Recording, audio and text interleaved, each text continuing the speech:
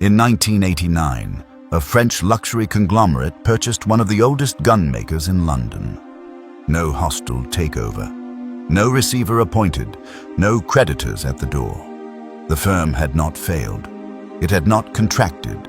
It had not lost its royal warrant, its Mayfair address, or its waiting list.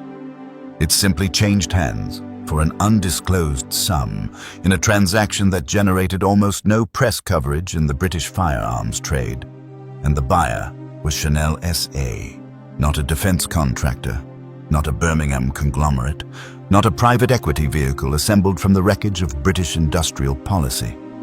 A company whose principal products were perfume, handbags, and haute couture. The name above the door at 33 Bruton Street, Mayfair, did not change. The craftsman at the Harrington Road Works in West Kensington returned the following Monday. The barrels continued their journey to the London Proof House on Commercial Road, Whitechapel, the oldest proof authority in Britain, operating under the governance of the Worshipful Company of Gunmakers since 1637, where each one was submitted, fired under overload pressure, inspected, and stamped with the London Proof mark before it could legally be sold. That process did not change either. What had changed was this: a gunmaker that had survived the Boer War, the Great War, the Second World War, decolonization, the progressive collapse of the London fine gun trade, and 4 successive firearms acts, had concluded that its future did not lie with another gunmaker. It lay with the architecture of European luxury. That decision was not an accident. It was the logical terminus of a journey that began not in Mayfair, not in a patrician workshop off St. James's, but in the hands of a self-taught gunmaker from Camberwell. A man with no family name in the London trade, no inherited workshop, no connection to the Worshipful Company, who in 1835 rented premises at 9 King Street off New Bond Street and began building what would become the most celebrated sporting firearms address in the world. But the story of Holland and Holland is not the story of that address. It is the story of what a gunmaker must become when the world it was built to serve ceases to exist, and whether what remains deserves the same name.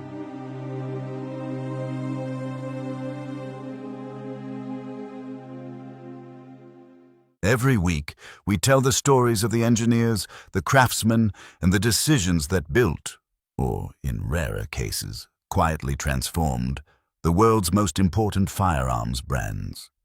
Give the video a like and subscribe if you want to keep hearing them. The story begins in London, 1835.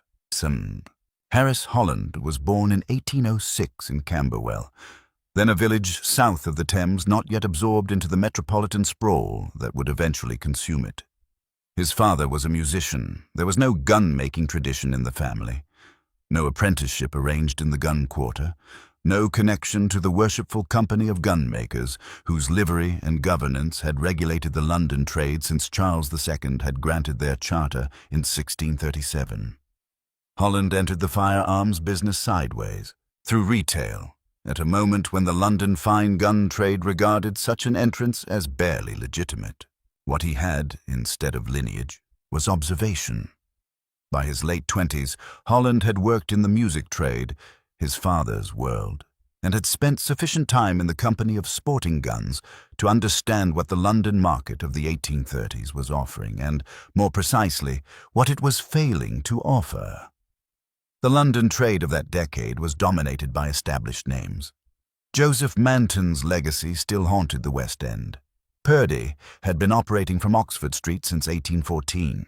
And the Forsyth and Company premises near Leicester Square had built their reputation on Alexander Forsyth's 1807 percussion ignition patent, the invention that had made the flintlock obsolete and transformed the mechanical grammar of every sporting gun made thereafter.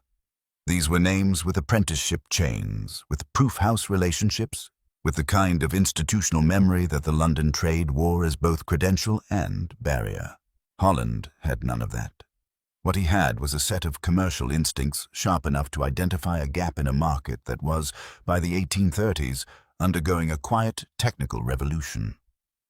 The transition from flintlock to percussion ignition was complete enough that a new generation of sporting customers, officers returned from colonial service, landowners newly enriched by the railway valuations reshaping English property, merchants whose capital had expanded with the East India trade, were looking for guns that reflected their position. The established trade was producing them, but the established trade was also, by its nature, conservative. It moved at the pace of its oldest customers. Harris Holland moved at the pace of the market. In 1835, he took premises at 9 King Street, off New Bond Street, a location chosen with deliberate precision. King Street placed him adjacent to the West End's commercial corridor without requiring the rent of Bond Street itself. The initial investment is not precisely documented in surviving records, but trade directories of the period place his first premises as a single-room retail and assembly operation, with finished actions sourced from established Birmingham trade suppliers and stocked and regulated on site. This was not unusual for a London gunmaker of the period. The Birmingham subcontract system, by which a finished gun might have its barrel drawn and bored in one garret workshop on Lynch Street, its lock filed and sprung by a specialist on Weeman Street, its stock shaped by a third craftsman in a separate premises entirely, before final assembly and regulation under a single retail name, was the structural backbone of the British commercial gun trade.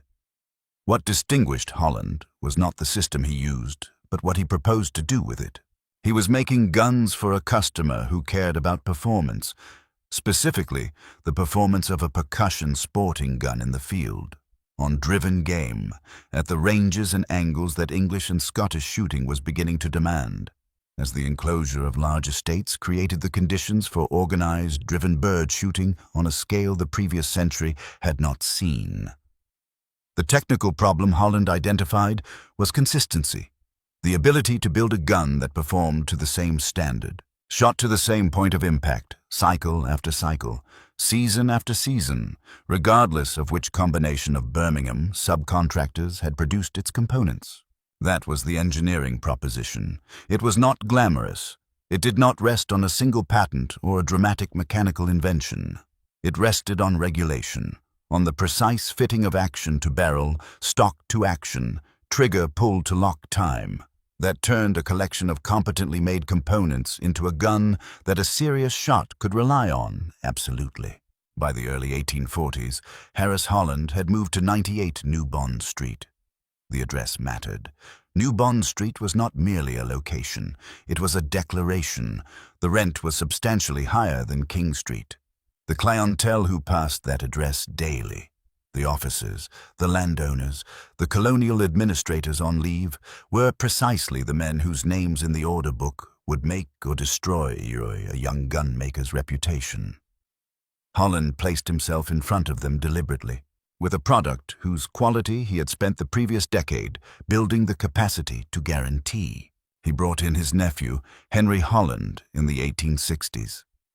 Henry was 20 years Harris's junior, trained in the technical disciplines his uncle had acquired through practice, and possessed of a systematic engineering mind that would prove, in the following 3 decades, to be the architectural intelligence behind everything the name Holland and Holland would come to signify. The partnership was not formally styled Holland and Holland until 1876.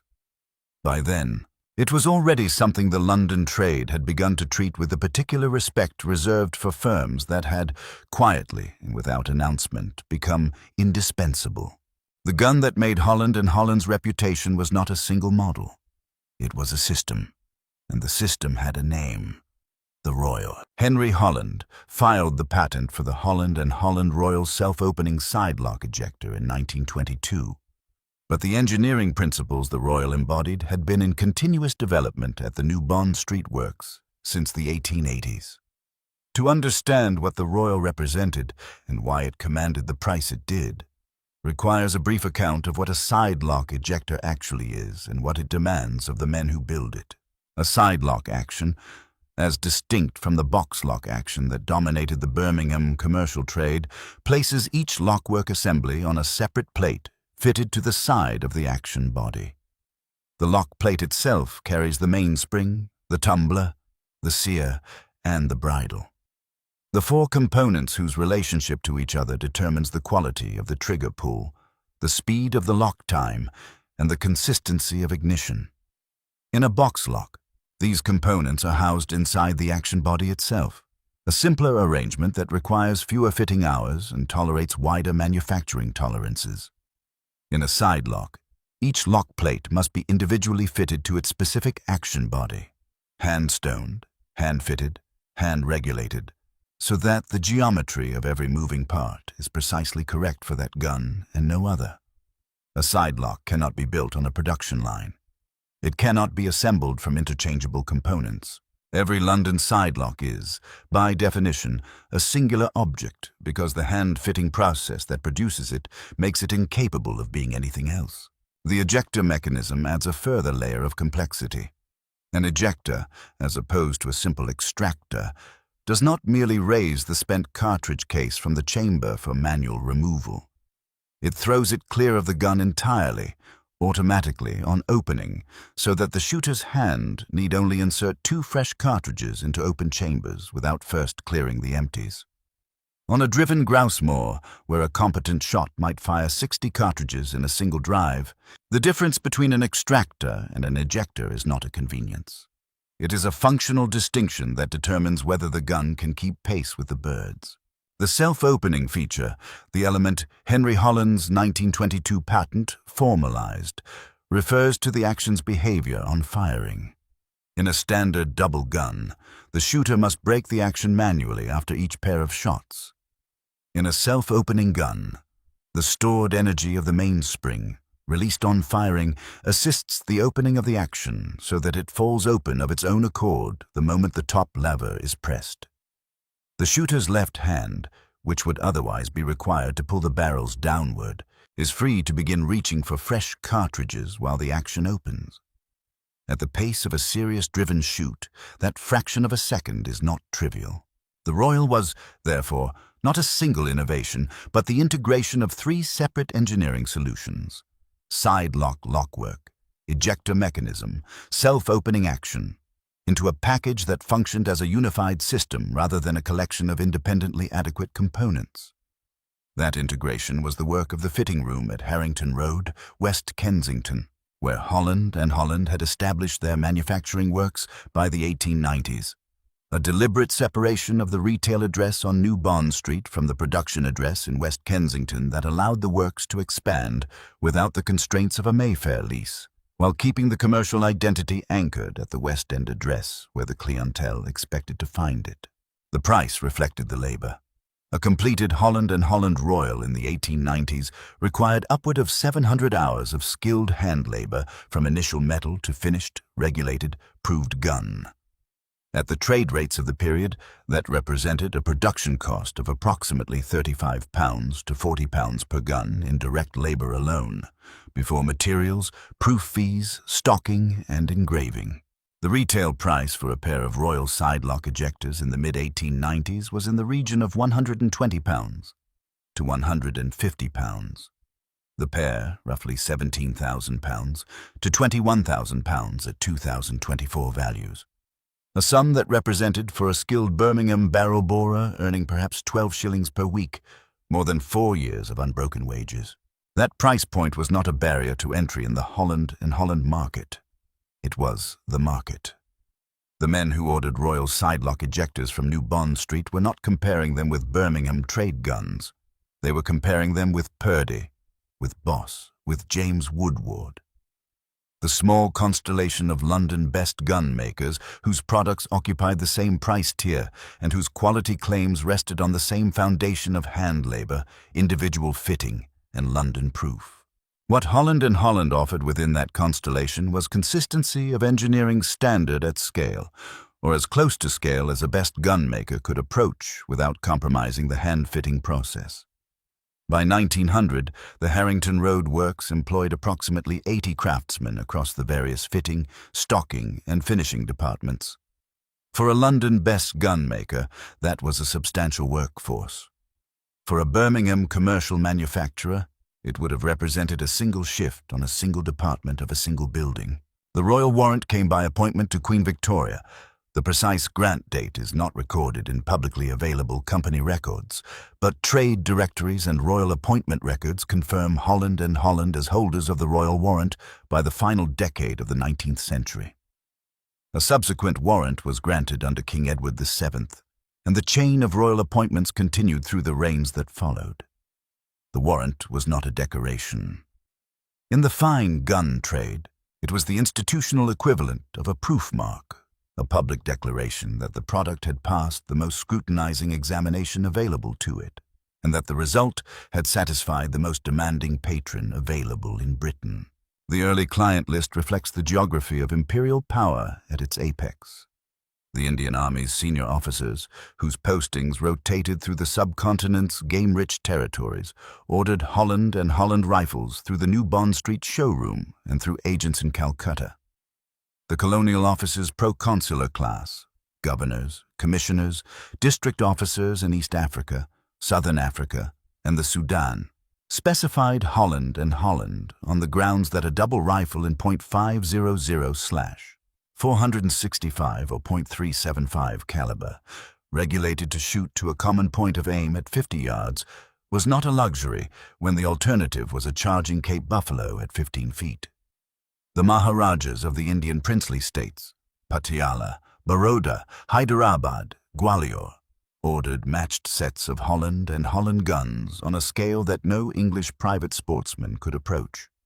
And the order books of the Edwardian period record deliveries to royal households across Europe, the Middle East, and the subcontinent.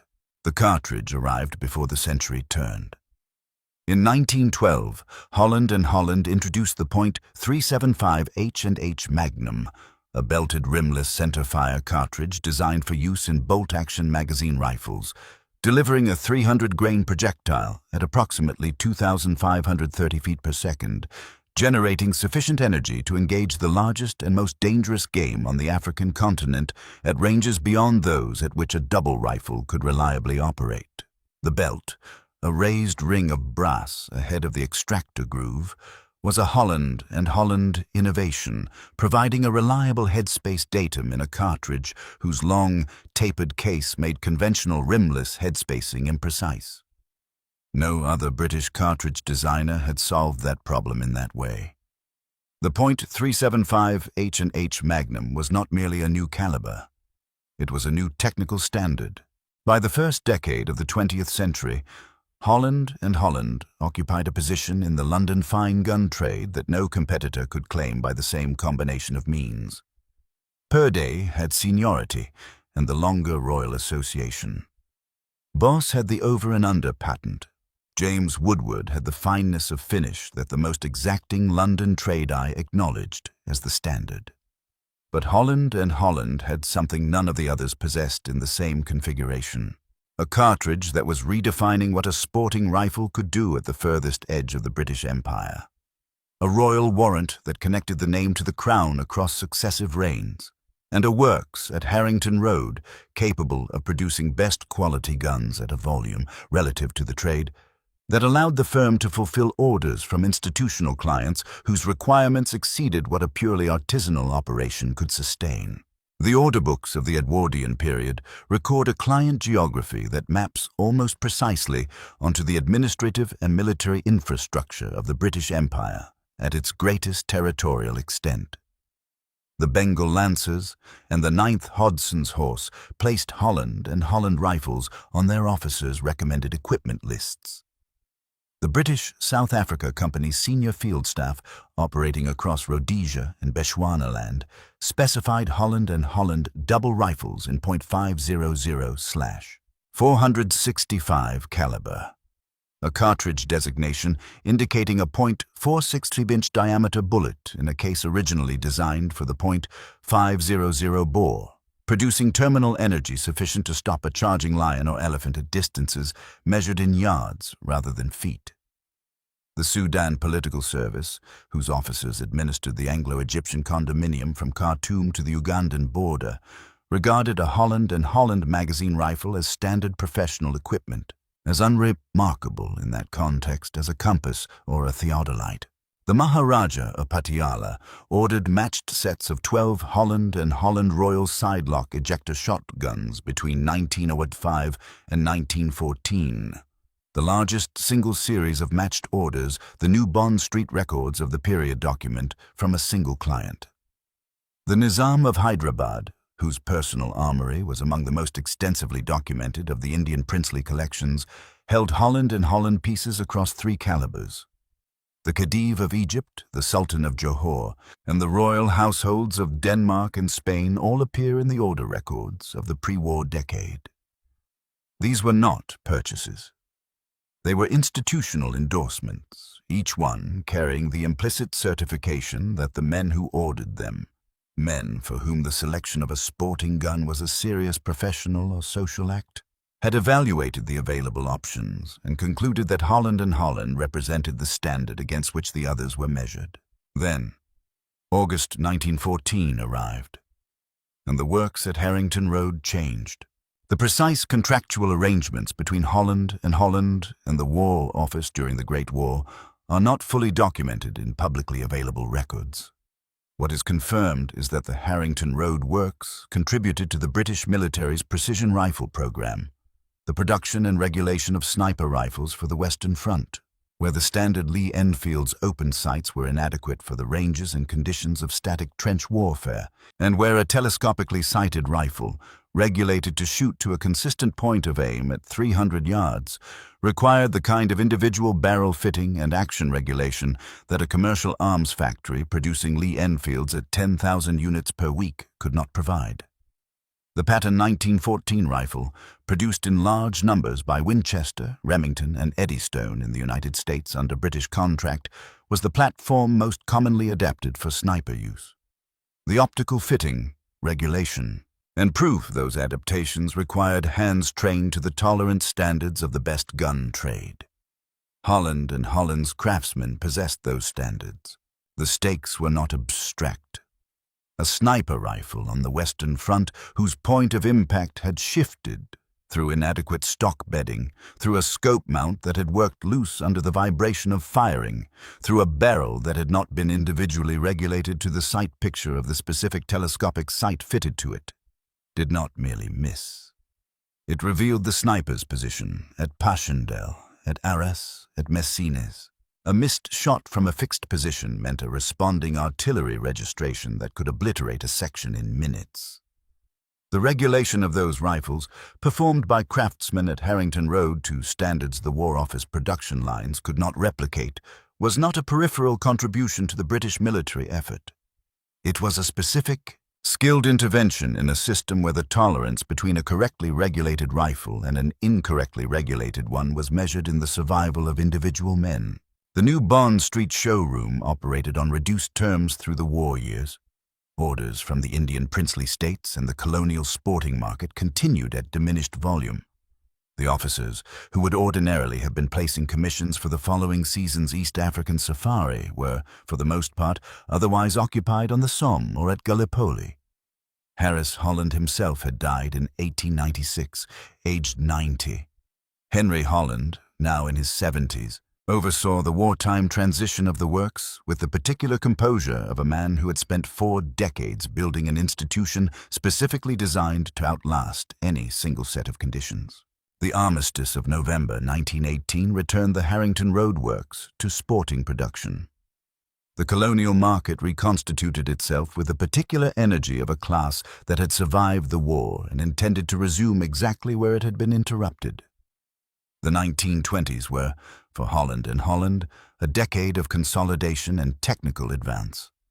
The 300H&H Magnum arrived in 1925, a belted centerfire cartridge designed for bolt-action magazine rifles, propelling a 180-grain bullet at approximately 2,900 feet per second, extending the effective range of a Holland and Holland magazine rifle for planes, aimed to distances at which a double rifle became impractical.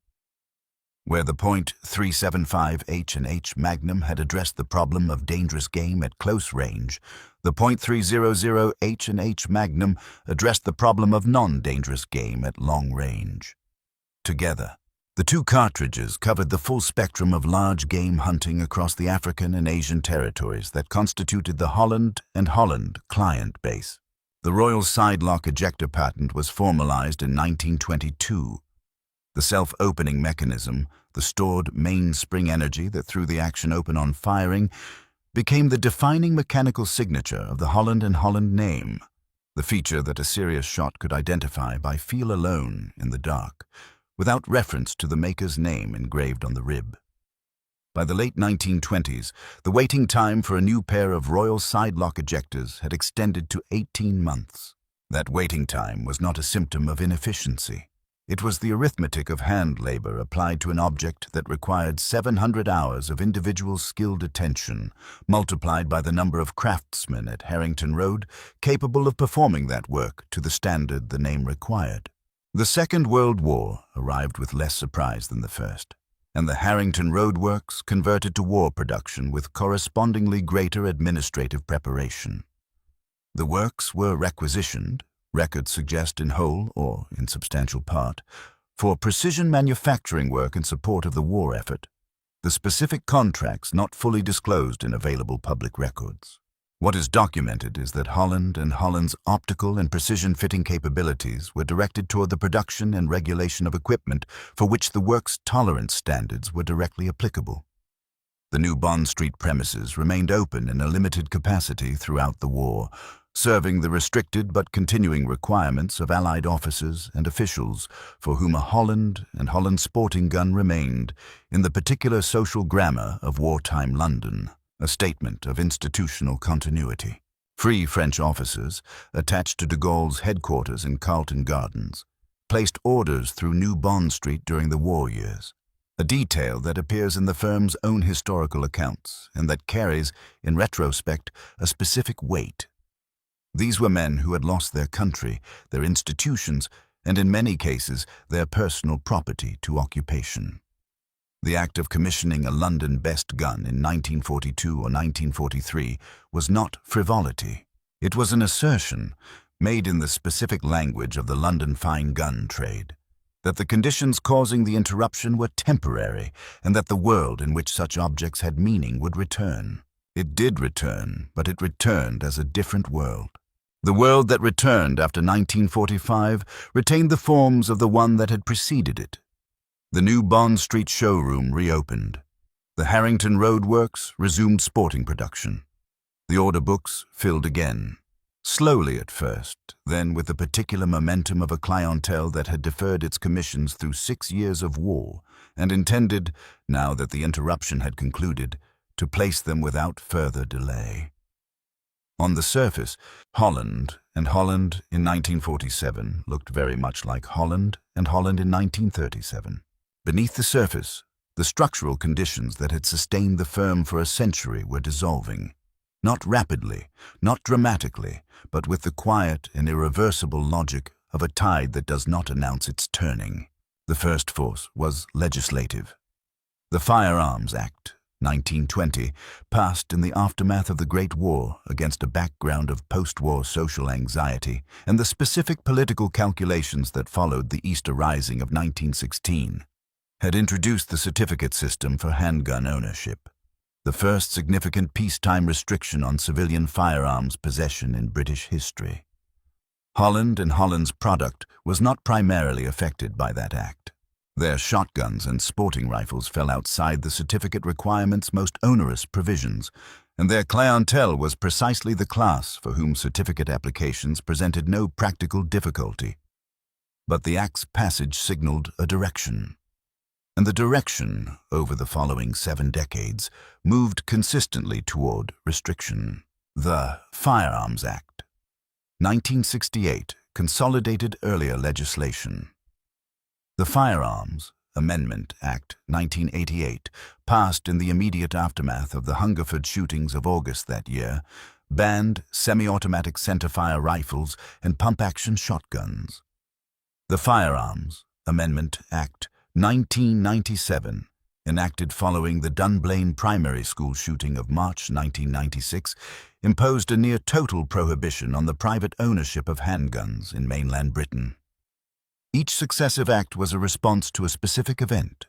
Each successive act also reduced the commercial base of the British firearms trade by a measurable increment, removing customer categories, restricting caliber options, imposing storage and certificate requirements that deterred casual purchases without materially affecting the committed sporting client. For Holland Holland, whose product line had never depended on handguns or semi-automatic rifles, the legislative sequence was less commercially catastrophic than it proved for makers such as Webley and Scott. But it narrowed the market's perimeter with each passing decade, and a narrower perimeter meant fewer new customers entering the trade from the bottom of the price range, from whom, in a healthy market, the serious collectors and sporting clients of the next generation were recruited. The second force was imperial. The British Empire's dissolution between 1947 and the mid-1960s did not merely remove a political structure. It removed the client base that had defined Holland and Holland's commercial geography for 80 years. The Bengal Lancers were disbanded. The Sudan Political Service was wound up in 1955 when Sudan achieved independence. The British South Africa Company had already surrendered its administrative functions decades earlier. The colonial office class, the governors, the commissioners, the district officers whose professional requirements and social formation had made a Holland double rifle a standard item of personal equipment, ceased to exist as a category of customer. Their replacements in the independent states of Africa and Asia had different priorities, different institutional affiliations, and different sporting cultures. Some became Holland clients. Most did not. The Indian princely states had been absorbed into the Republic of India under the States Reorganization Act, 1956. The privy purses that had sustained the Maharaja's capacity for matched sets of 12 royal side-lock ejectors were abolished by constitutional amendment in 1971. The Nizam of Hyderabad, whose personal armory had been among the most extensively documented Holland collections outside the United Kingdom, was by 1971 a private citizen of the Indian Republic living on a reduced income. The order books did not record his name again. The third force was economic. The post-war British economy moved in cycles of austerity, inflation, and industrial restructuring that compressed disposable income at the upper end of the market with the same consistency that it compressed it at every other level. Purchase tax, introduced during the war and retained in various forms until its replacement by value-added tax in 1973, applied to luxury goods at rates that added materially to the already substantial cost of a Holland commission. A pair of royal side-lock ejectors that had retailed at £150 in the mid-1890s was priced by the early 1970s at figures that reflected both the genuine inflation of skilled hand labor costs and the tax burden applied to objects classified by the revenue as non-essential luxury goods. The market for such objects did not disappear, but it contracted and its geography shifted away from the traditional Holland client of imperial service and toward a new category of purchaser: the international collector, the American sportsman, the continental European industrialist, the Middle Eastern principal for whom the price of a Holland Royal was a minor consideration, set against the social and aesthetic significance of the object. That shift saved the firm. It also transformed it. By the 1970s, Holland was no longer primarily a gunmaker serving a specific functional need within a specific imperial culture. It was a luxury goods producer, distinguished from other luxury goods producers by the fact that its product was functional, lethal, and required 700 hours of irreplaceable hand labor to complete, but a luxury goods producer nonetheless. The craftsmen at Harrington Road were still lock filers and barrel regulators and stocker finishers. The men commissioning their work were increasingly interior designers, portfolio managers, and hereditary landowners for whom a Holland Royal was as much a statement about the kind of person one was as it was a tool for the driven grouse season. The London best gun trade around Holland. And Holland thinned progressively through the 1960s and 1970s. Boss and Company, operating from Dover Street, reduced to skeleton capacity. James Woodward had been absorbed by Purdy in 1949. Churchill, Atkin, Grant and Lang, the second-tier London names that had occupied the commercial space between the Birmingham trade and the Mayfair best gunmakers, wound up or contracted to near invisibility. The ecosystem that had given Holland and Holland its competitive context, its pool of trained craftsmen, its shared apprenticeship infrastructure, was disappearing beneath the combined pressure of legislative restriction, imperial dissolution, and the economics of hand labor in a period of sustained wage inflation. The craft knowledge problem was structural and compounding. A lock filer trained at Harrington Road in 1955 had learned from a craftsman trained in the 1920s, who had learned from a craftsman trained in the 1890s. The chain of embodied knowledge, the specific hand pressure on a stoning tool. The particular feel of a mainspring at correct tension, the experienced eye that recognized a correctly timed ejector without the use of gauges, was biological, not documentary. It existed in individual human hands. When those hands retired and the apprenticeship pipeline was too narrow to replace them at the same rate, the knowledge did not transfer to a manual. It diminished. Sometimes it was partially recovered. Sometimes it was not recovered at all. By the late 1980s, Holland Holland was producing fewer than 50 guns per year. The Harrington Road Works employed a craftsman roster that had contracted from the 80-strong workforce of 1900 to a fraction of that number. The order book remained full. The waiting time for a new Royal had not shortened. But the commercial mathematics of a luxury gunmaker producing at that volume with those labor costs, in a West London property market that was applying relentless upward pressure on the Harrington Road lease, did not resolve into a sustainable independent business model. The name was solvent, the craft was intact, the waiting list was real. But the capital required to sustain and develop the Harrington Road Works, to invest in the apprenticeship program, to replace aging machinery, to maintain the London Proof House relationship and the royal warrant obligations, exceeded what a stand-alone gunmaker generating revenue from fewer than 50 units per year could self-finance. The board considered its options. In 1989, Chanel S.A. made an approach. The terms were not disclosed. The decision was not reversed. The last independent Holland Holland board meeting concluded. The craftsmen returned to Harrington Road the following Monday. The barrels continued to the proof house. Nothing visible changed. Everything structural had. Chanel S.A. did not dismantle Holland Holland. That fact requires a moment's consideration, because it runs against every pattern the British firearms industry had established for what happened when a specialist gunmaker passed into larger corporate ownership. The conglomerate acquisitions of the 1960s and 1970s, the absorption of BSA into Manganese Bronze Holdings, the Ministry of Supply's rationalization of the Royal Small Arms Factory at Enfield, the successive ownership changes that reduced Webley and Scott from the standard British service revolver maker to a brand name on an air gun, had followed a consistent logic. Acquire the name, extract the remaining commercial value, discontinue the manufacturing process that made the name worth acquiring in the first place. The engineering culture did not survive the transaction. The accountants had no category for it. Chanel's acquisition followed a different logic, not from altruism, but from a precise understanding of what it had purchased. The Chanel portfolio by 1989 already included heiress and several fine watchmaking and jewelry interests. The acquisition of Holland Holland was consistent with a deliberate strategy of assembling French-owned luxury brands, whose value derived specifically from the irreplaceability of their production methods. A Holland Holland Royal sidelock ejector could not be made more cheaply without ceasing to be a Holland Holland Royal. Chanel understood that. The production process at Harrington Road was not rationalized. It was capitalized. The apprenticeship program was expanded. The Harrington Road Works, now operating from a modernized facility in the same West Kensington address, continued to employ London-trained craftsmen working to the same tolerance standards that Henry Holland had established in the 1880s.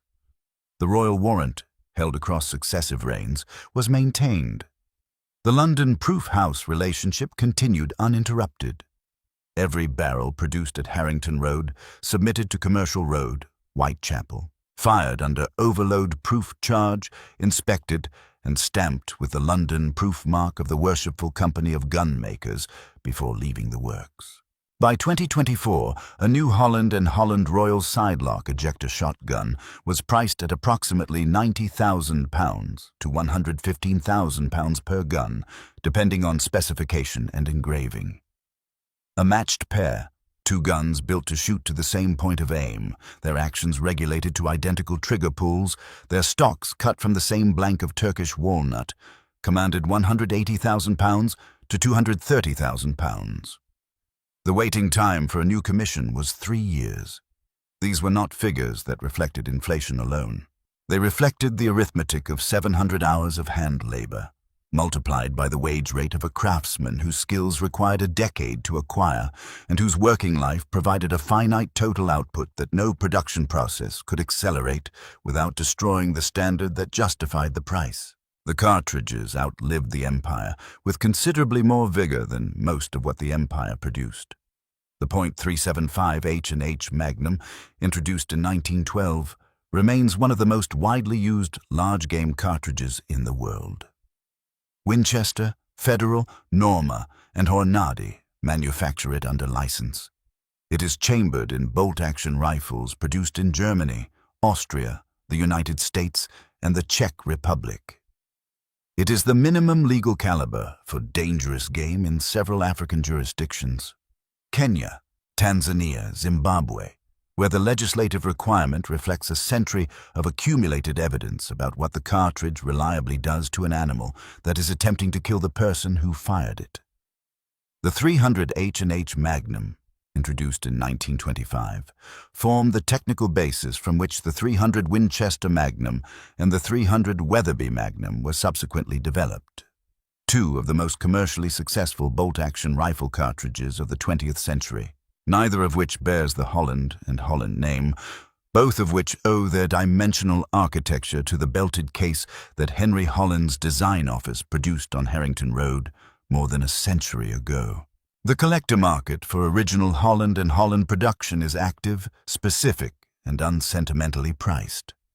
Holt's Auctioneers, the specialist firearms auction house whose sales at their Berkshire rooms represent the most reliable secondary market indicator for British best gun values, regularly handles pre-war Holland Holland Royal sidelock ejectors at hammer prices between £18,000 and £45,000 per gun, depending on condition, engraving quality, and the provenance of the original commission. Bonham's specialist firearms sales record similar ranges for documented Edwardian and interwar examples.